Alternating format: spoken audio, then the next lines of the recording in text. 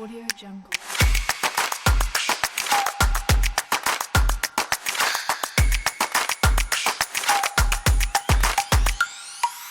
Audio Jungle.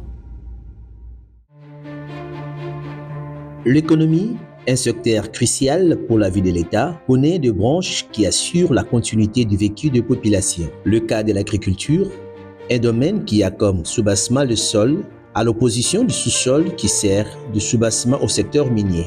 Dans la volonté managériale du président de la République, Félix-Antoine Tshisekedi Tshilombo, la revanche du sol sur le sous-sol serait un atout pour répondre rapidement aux besoins sociaux de la population. Cependant, y arriver ou encore matérialiser cette revanche nécessite des préalables.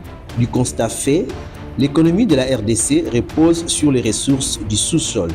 C'est sur les sous-sols que notre économie est assise, mais ce n'est pas aussi une assurance. Pourquoi ce n'est pas une assurance? C'est parce que les potentiels à travers lesquels nous vendons nos produits, c'est tellement faible par rapport au potentiel réel. Je m'explique. Donc nous vendons nos produits à 0,6% du potentiel, alors que ces produits-là, ailleurs, est vendu à 65% du potentiel. Je pourrais peut-être être beaucoup plus explicite que dans l'or, on trouve d'autres produits dérivés. Mais nous vendons l'or brut. Vous comprenez? Alors que si on pouvait soit les traiter ici, on aurait dû gagner beaucoup d'argent et notre économie serait encore beaucoup plus costaud par rapport à la situation d'aujourd'hui.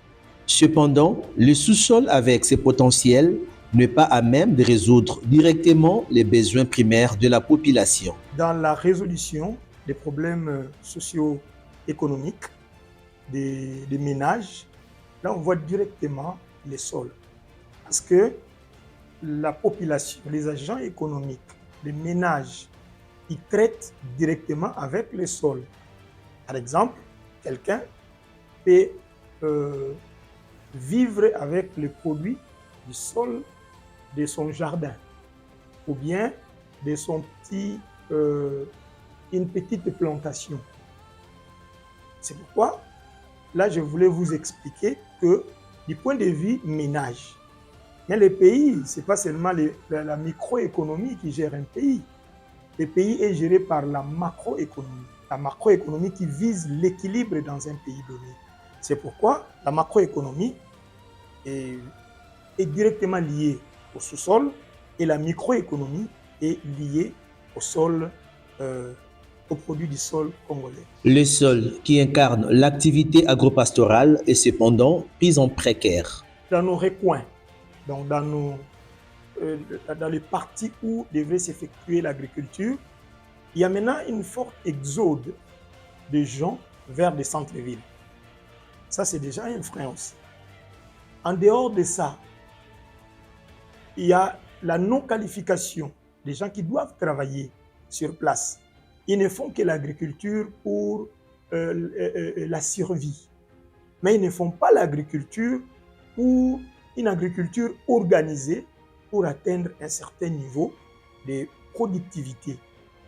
Et aussi l'agriculture agraire, donc l'agriculture à l'aide de la force humaine, qui est aussi limitative à la force humaine. Parce qu'on est humain, on ne peut pas débrousser par exemple 4 hectares par jour.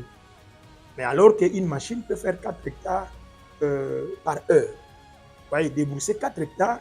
Et puis, les gens s'arrangent même dans des villages. Ils font ce qu'on appelle des ristournes. Hein. Ils vont en groupe. Mais ils n'atteignent pas toujours les seuils voulus.